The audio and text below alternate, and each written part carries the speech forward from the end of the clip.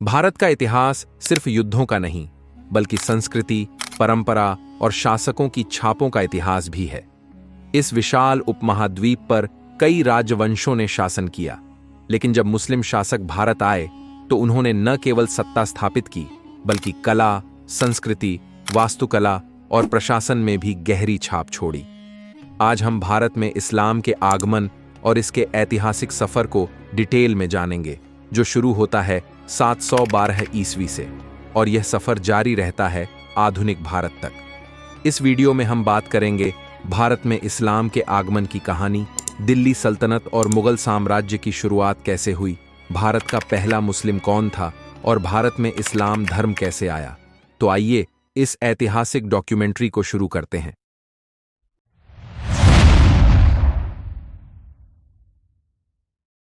ये कहानी शुरू होती है आज से करीब 1300 साल पहले, जब हिंदुस्तान अपने खजाने के लिए दुनिया भर में जाना जाता था। अगर हम इतिहास देखें तो भारत पर पहले से ही आक्रमण होते रहे हैं और विदेशी भारत से धन संपत्ति लूटकर अपने देश ले जाते थे। इन्हीं लुटेरों की तरह अरब लोगों की नजर भी इसी सोने की चिड़िया पर थी। भारत में इस्लाम का पहला कनेक्शन अरब के व्यापारियों से हुआ, जो 7वीं शताब्दी में केरल और गुजरात के तटों पर व्यापार करने आते थे। केरल के कुछ हिंदू राजाओं ने इन्हें व्यापार करने की अनुमति दी थी। 7वीं सदी के बाद भारत पर अरब और तुर्क के मुसलमानों ने हमला करना शुरू किया। भारत में पहला मुस्लिम आक्रमण आज से करीब 1300 साल पहले 712 ईस्वी में हुआ था, जब मोहम्मद बिन कासिम ने सिंध पर हमला किया। उस वक्त सिंध पर राजा दाहिर का राज था। यह आक्रमण उमैयद खलीफा के आदेश पर किया गया था, जो उस समय अरब का खलीफा था। कासिम उमैयद खलीफा का सेनापति था। मोहम्मद बिन कासिम को इतिहास में हिंदुस्तान पर हमला करने वाले पहले मुस्लिम के तौर पर जाना जाता है। उन्होंने 711 ईस्वी में सिर्फ 17 साल की उम्र में सिंध और मुल्तान पर हमला किया। कासिम का जन्म सऊदी अरब के ताइफ शहर में हुआ था। 712 ईस्वी में सिंधु नदी के किनारे राजा दाहिर और कासिम के बीच लड़ाई लड़ी गई, जिसे रावर का युद्ध कहा जाता है। इस लड़ाई में सिंध के राजा दाहिर की मौत हो गई और कासिम ने सिंध विजय कर भारत में इस्लाम की शुरुआत की थी। कासिम हिंदुस्तान पर आक्रमण करने वाला पहला मुस्लिम भी बना। लेकिन भारत में इस्लामी शासन की असली शुरुआत मोहम्मद गौरी के आक्रमण से हुई। मोहम्मद गौरी ही वो सुल्तान था जिसने भारत में असली इस्लामी शासन की शुरुआत की। मोहम्मद गौरी का असली नाम मुइजुद्दीन मोहम्मद गौरी था, क्योंकि वो अफगानिस्तान के घोर एरिया से आया था। मोहम्मद गौरी का जन्म 1149 ईस्वी में गौर अफगानिस्तान में हुआ था। 1191 ईस्वी में मोहम्मद गौरी ने दिल्ली के शासक पृथ्वीराज चौहान पर हमला किया। इस युद्ध को तराइन का प्रथम युद्ध कहा जाता है, जिसमें पृथ्वीराज चौहान ने गौरी को हराया और उसे भागने पर मजबूर कर दिया। उसके एक साल बाद 1192 ईस्वी में मोहम्मद गौरी ने फिर से पृथ्वीराज चौहान पर हमला किया। इस बार उसने अपनी रणनीतिक से युद्ध लड़ा और पृथ्वीराज चौहान की सेना को हराकर उसे बंदी बना लिया। कहा जाता है कि बाद में पृथ्वीराज को मार दिया गया। इस जीत के बाद उसने दिल्ली और उत्तर भारत के बड़े हिस्से पर कब्जा कर लिया और मुस्लिम शासन स्थापित किया। लेकिन 1206 ईस्वी में जब मोहम्मद गौरी अफगानिस्तान लौट रहा था, तब कुछ हत्यारों ने उसे मार डाला। इसके बाद गौरी का शव गजनी ले जाकर दफना दिया गया, जो आज अफगानिस्तान में है।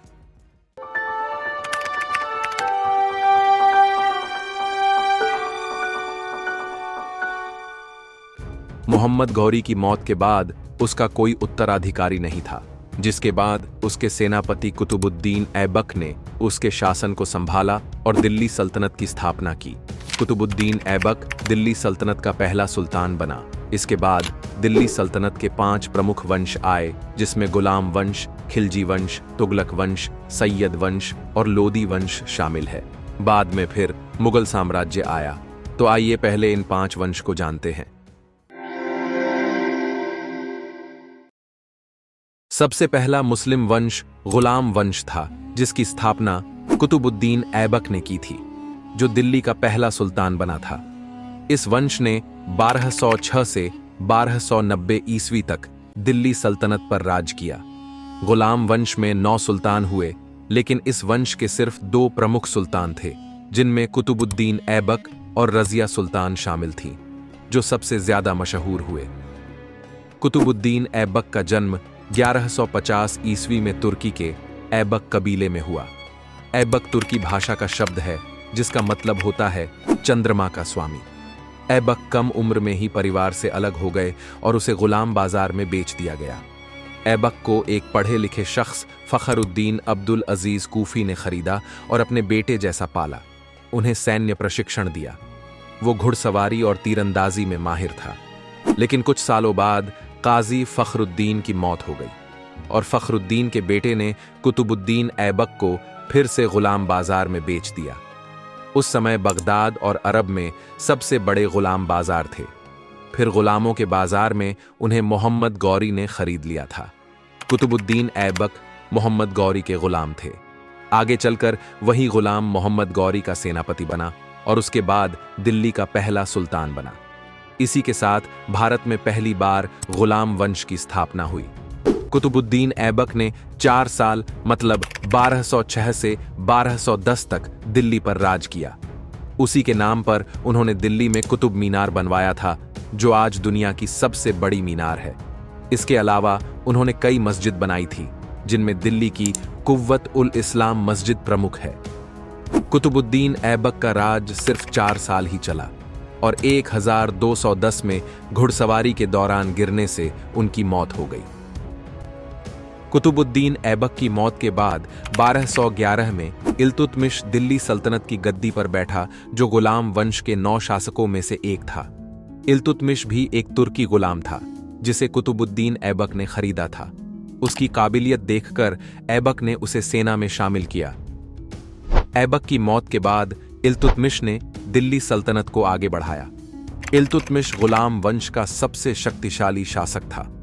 उसने 1211 से 1236 तक गुलाम वंश को आगे बढ़ाया, लेकिन उसकी सबसे बड़ी समस्या थी गुलाम वंश का उत्तराधिकारी चुनना, क्योंकि उसके बेटे नालायक और अय्याश थे। 1236 में इल्तुतमिश की बीमारी से मौत हो गई। वो हमेशा अपनी बेटी रजिया सुल्तान को उत्तराधिकारी बनाना चाहता था, क्योंकि उसके बेटे नालायक और अय्याश थे। इल्तुतमिश ने अपने दरबारियों और अमीरों के सामने रजिया को अपना उत्तराधिकारी घोषित कर दिया था, लेकिन 1236 में इल्तुतमिश की मौत के बाद दरबारियों ने उसके बेटे रुकनुद्दीन फिरोज को दिल्ली सल्तनत की गद्दी पर बैठाया। लेकिन रुकनुद्दीन बहुत अय्याशी था और सल्तनत को संभाल नहीं पा रहा था। फिर 1236 में रुकनुद्दीन को हटाकर इल्तुतमिश की बेटी रजिया सुल्तान को दिल्ली का शासक बना दिया गया। रजिया सुल्तान दिल्ली सल्तनत की पहली मुस्लिम महिला शासक थी। उनका जन्म 1205 में बदायूं में हुआ था। गुलाम वंश के सुल्तान इल्तुतमिश की बेटी रजिया सुल्तान ने दिल्ली सल्तनत पर बैठकर 1236 से 1240 तक सिर्फ 4 साल तक ही राज किया, लेकिन रजिया सुल्तान में कई खूबियां थीं जो उन्हें सुल्तान के काबिल साबित करती थीं। लेकिन 13 अक्टूबर 1240 को रजिया सुल्तान के भाई बहराम शाह ने सत्ता की लालच में उसे मार डाला। रजिया सुल्तान की मौत के बाद मुइजुद्दीन बहराम शाह दिल्ली का सुल्तान बना, जो गुलाम वंश का चौथा शासक था। बहराम शाह के बाद इस वंश में 4 और सुल्तान बने। अलाउद्दीन मसूद शाह 1242 से 1246 में, नसीरुद्दीन महमूद शाह 1246 से 1266 में, गयासुद्दीन बलबन 1266 से 1287 में और मुइजुद्दीन कैकुबाद 1287 से 1290 में दिल्ली के सुल्तान बने। गुलाम वंश में पूरे 9 सुल्तान हुए थे, लेकिन कुतुबुद्दीन ऐबक और रजिया सुल्तान के अलावा इस वंश में कोई सुल्तान इतना प्रसिद्ध नहीं हुआ। इस वंश का आखिरी सुल्तान मुइजुद्दीन कैकुबाद था। गुलाम वंश ने 1206 से 1290 तक पूरे 84 सालों तक दिल्ली सल्तनत पर राज किया।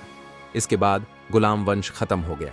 लेकिन ऐसा क्या हुआ कि 84 सालों तक दिल्ली सल्तनत पर राज करने वाला गुलाम वंश आखिर खत्म हो गया? आइए जानते हैं अगले चैप्टर में।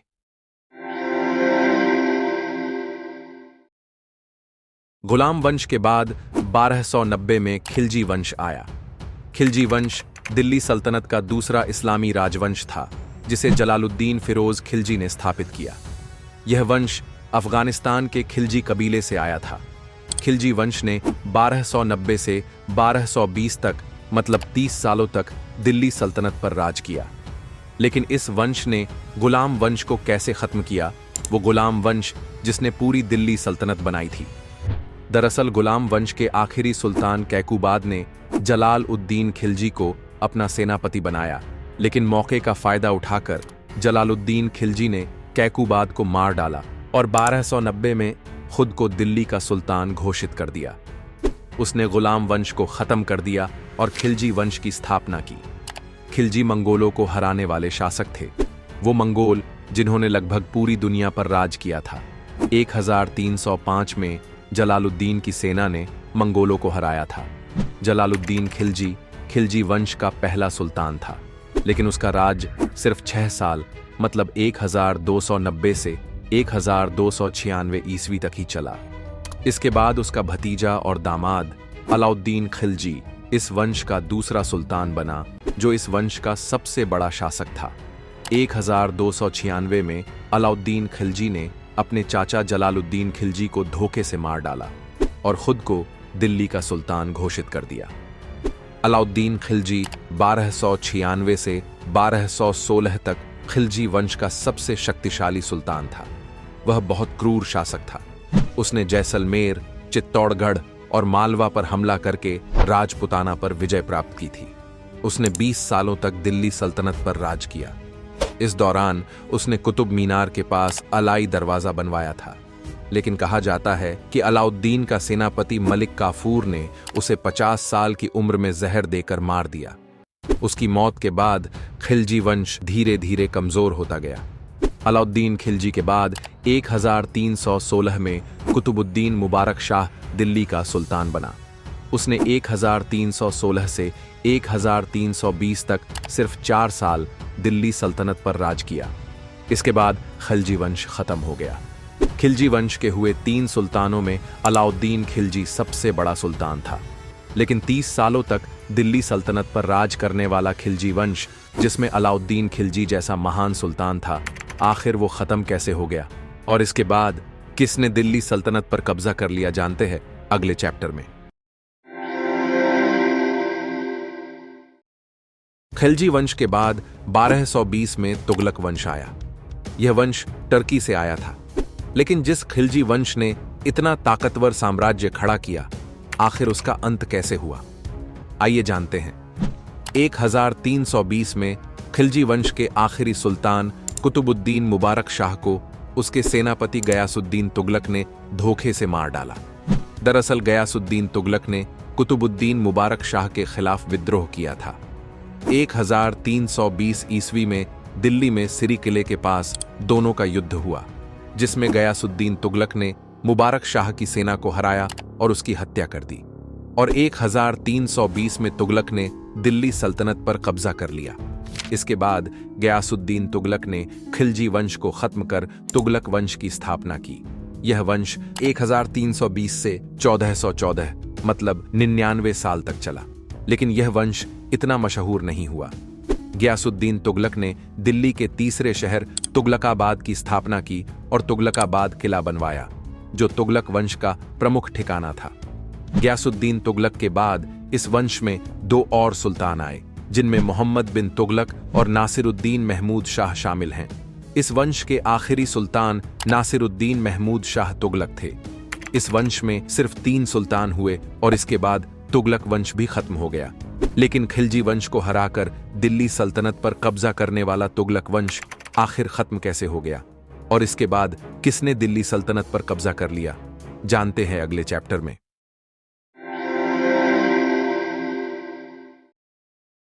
तुगलक वंश के बाद 1414 ईस्वी में सैयद वंश आया। सैयद वंश दिल्ली सल्तनत का चौथा वंश था, जिसने 1414 से 1451 ईस्वी तक राज किया। इसकी स्थापना खिज्र खान ने 1414 में की थी। खिज्र खान सैयद था, मतलब पैगंबर मोहम्मद का वंशज था। खिज्र खान पहले तैमूर का सेनापति था। वो तैमूर जो मध्य एशिया का सबसे शक्तिशाली शासक था। 1398 में तैमूर ने भारत पर हमला किया और दिल्ली सल्तनत को तहस नहस कर दिया। उसने हजारों हिंदू लोगों का कत्लेआम किया। उसका इरादा भारत को जीतना नहीं था, बल्कि लूटपाट और धर्म के नाम पर दंगे करना था। दिल्ली उस समय तुगलक वंश की थी, लेकिन तैमूर के हमले के बाद तुगलक वंश बहुत कमजोर हो गया। जब तैमूर लंग ने भारत पर आक्रमण किया और दिल्ली को लूटा, तो वापस जाते समय उसने खिज्र खान को भारत का प्रतिनिधि बनाया। 1414 ईस्वी में तुगलक वंश बहुत कमजोर हो गया और खिज्र खान ने दिल्ली के आखिरी सुल्तान नासिरुद्दीन महमूद शाह तुगलक को हराकर दिल्ली सल्तनत पर कब्जा कर लिया। खिज्र खान ने 1414 ईस्वी में तुगलक वंश को हटाकर सैयद वंश की शुरुआत की। इस वंश ने 37 सालों तक सल्तनत पर राज्य किया। इस वंश में कुल 4 सुल्तान हुए। खिज्र खान 1414 से 1421 ईस्वी तक, खिज्र खान का बेटा मुबारक शाह 1421 से 1434 ईस्वी तक, मोहम्मद शाह 1434 से 1445 ईस्वी तक और आलम शाह 1445 से 1551 ईस्वी तक दिल्ली के सुल्तान बने। इसके बाद सैयद वंश बहुत कमजोर हो गया था, लेकिन सैयद वंश का अंत किसी युद्ध में नहीं हुआ। इस वंश के आखिरी सुल्तान आलम शाह ने 1451 में खुद ही सत्ता छोड़ दी थी, क्योंकि दिल्ली सल्तनत कमजोर हो गई थी। देश के अलग अलग हिस्सों में स्वतंत्रता की भावना बढ़ रही थी और कई सूबेदार बगावत कर रहे थे। इसलिए आलम शाह ने सल्तनत में कोई रुचि नहीं दिखाई और 1451 में दिल्ली से चले जाने का फैसला किया और खुद ही सत्ता छोड़ दी। लेकिन आलम शाह के जाने के बाद किसने दिल्ली सल्तनत की सत्ता संभाली और कैसे दिल्ली सल्तनत पर राज किया, जानते हैं अगले चैप्टर में।